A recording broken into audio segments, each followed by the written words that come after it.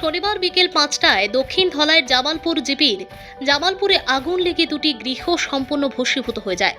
এছাড়া আরও একটি ঘর ক্ষতিগ্রস্ত হয়। ভস্মীভূত ঘরটি ফেরন মিয়ার বলে জানা যায়। এদিকে প্রথমে জনগণ আগুন নেভাতে হাত লাগান।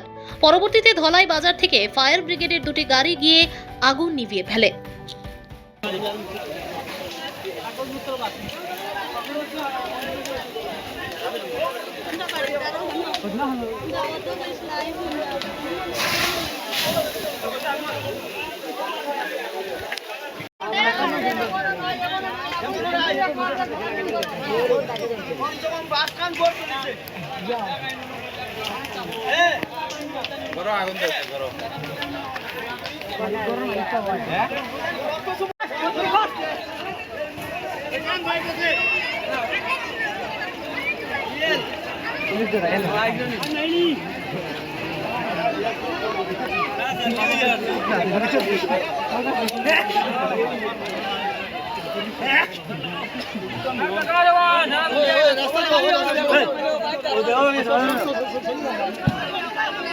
अरे